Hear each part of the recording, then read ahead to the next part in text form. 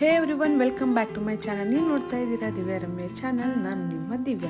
ಇವಾಗ ನಾನು ನಿಮ್ಮನ್ನು ಕರ್ಕೊಂಡು ಹೋಗ್ತಾ ಇದ್ದೀನಿ ನಂಜನಗೂಡಿಗೆ. ದಕ್ಷಿಣ ಕಾಶಿ ಅಥವಾ ವಾರಣಾಸಿ ಆಫ್ ಸೌತ್ ಅಂತ ಕರೆಯಲ್ಪಡುವಂತಹ ನಮ್ಮ ಶ್ರೀಕಂಠೇಶ್ವರ ಟೆಂಪಲ್ಗೆ ಇವತ್ತು ನಾವು ವಿಸಿಟನ್ನು ಮಾಡೋಣ. ಸಾಕಷ್ಟು ಹಳೆಯದಾದ ಟೆಂಪಲ್. ಈ temple dedicated to lord Shiva.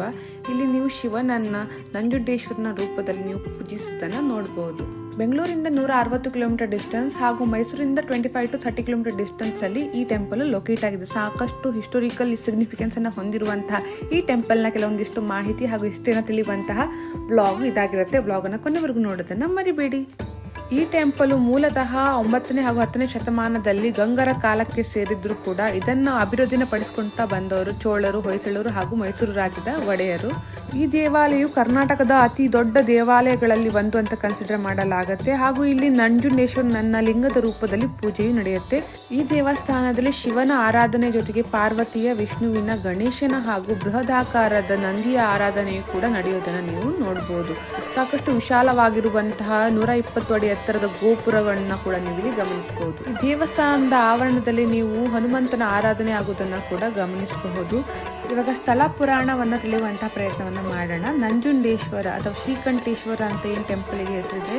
ಸಮುದ್ರ ಮಂಥನದ ಕಥೆನ ನೀವು ಕೇಳೇ ಇರ್ತೀರಾ. ಅಮೃತವನ್ನು ಪಡೆಯುವಂತಹ ಸಂಕಲ್ಪದಿಂದ ದೇವತೆಗಳು ಹಾಗೂ ಅಸುರರು ಸೇರಿ ಮಂದಾರ ಪರ್ವತವನ್ನ ಮಂಥನದ ದಂಡವಾಗಿ ಅಥವಾ ಕೋಲಾಗಿ ಅದನ್ನು ಉಪಯೋಗಿಸಿಕೊಂಡು ಹಾಗೆ ವಾಸುಕಿ ನಾಗನನ್ನ ಮಂಥನದ ಹಗ್ಗವಾಗಿ ಬಳಸಿ ಅಸುರರು ಹಾಗೂ ದೇವತೆಗಳು ಹಗ್ಗ ಜಗ್ಗಾಟ ತರ ಮಂಥನವನ್ನ ಶುರು ಮಾಡ್ತಾರೆ. ಪ್ರಾರಂಭದಲ್ಲಿ ಕೆಲವೊಂದಿಷ್ಟು ಅಮೂಲ್ಯವಾದ ವಸ್ತುಗಳು ಹೊರಬಂದ ನಂತರ ಮಧ್ಯಭಾಗದಲ್ಲಿ ಸಮುದ್ರದಿಂದ ಒಂದು ಭಯಾನಕವಾದಂತಹ ಹಾಲಾಹಲ ವಿಷ ಹೊರಬರುತ್ತೆ. ಅದು ಇಡೀ ಪ್ರಪಂಚವನ್ನೇ ನಾಶ ಮಾಡಬಲ್ಲ ಅಂತ ಶಕ್ತಿಯನ್ನು ಹೊಂದಿದ್ರಿಂದ ದೇವತೆ ಮತ್ತು ಅಸುರರು ಇಬ್ಬರು ಕೂಡ ಭಯವನ್ನ ಪಟ್ಟು ಶಿವನಿಗೆ ಶರಣಾಗ್ತಾರೆ.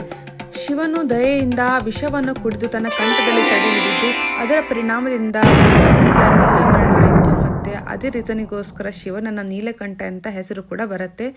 ಸ್ಥಳೀಯ ನಂಬಿಕೆ ಪ್ರಕಾರ ವಿಷದ ತೀವ್ರತೆಯನ್ನು ತಣಿಸಲು ಶಿವನು ನಂಜನಗೂಡಿನ ಕಪಿಲ ನದಿಯ ಹತ್ರ ಬಂದು ತಪಸ್ಸನ್ನ ಮಾಡಿ ಲಿಂಗದ ರೂಪವನ್ನು ನೆಲೆಸ್ತಾರೆ ಅಂತ ಹೇಳಲಾಗುತ್ತೆ. ಅದೇ ರೀಸನಿಗೋಸ್ಕರ ಇಲ್ಲಿರುವಂತಹ ಲಿಂಗವನ್ನ ಶ್ರೀಕಂಠೇಶ್ವರ ಅಥವಾ ನಂಜುಂಡೇಶ್ವರ ಸ್ವಾಮಿ ಎಂದು ಪೂಜಿಸಲಾಗುತ್ತೆ. ಟೆಂಪಲ್ ಮಾರ್ನಿಂಗ್ 6 ಗಂಟೆಯಿಂದ ಈವ್ನಿಂಗು 8:30ವರೆಗೂ ಓಪನ್ ಆಗಿರುತ್ತೆ. ಮಿಡ್ಲಲ್ಲಿ ಬ್ರೇಕ್ ಟೈಮ್ ಇದೆ. 1 o'clock ಇಂದ 4 o'clock ವರೆಗೂ ಕ್ಲೋಸ್ ಆಗಿರುತ್ತೆ.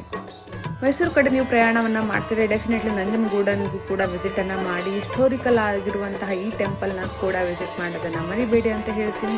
ಹಾಗೆ ನೀವು ಊಟಿ ಕಡೆ ಪ್ರಯಾಣ ಮಾಡ್ತಾ ಇದ್ದಾಗಲೂ ಕೂಡ ಇದು ನಿಯರ್ ಬೈ ಆಗಿರುತ್ತೆ ನಿಮಗೆ. ಆನ್ ದ ವೇ ಬೆಂಗಳೂರಿಂದ ಹೊರಡ್ತಾ ಇದ್ದರೆ ತಪ್ಪದೆ ಈ ಟೆಂಪಲ್ನ ಹಿಸ್ಟೋರಿಕಲ್ ಪ್ಲೇಸನ್ನು ವಿಸಿಟ್ ಮಾಡಿ ಅಂತ ಹೇಳ್ತಾ ನನ್ನ ಬ್ಲಾಗನ್ನು ಇಲ್ಲಿಗೆ ಎಂಡ್ ಮಾಡ್ತಾ ಇದ್ದೀನಿ. Thank you for watching everyone.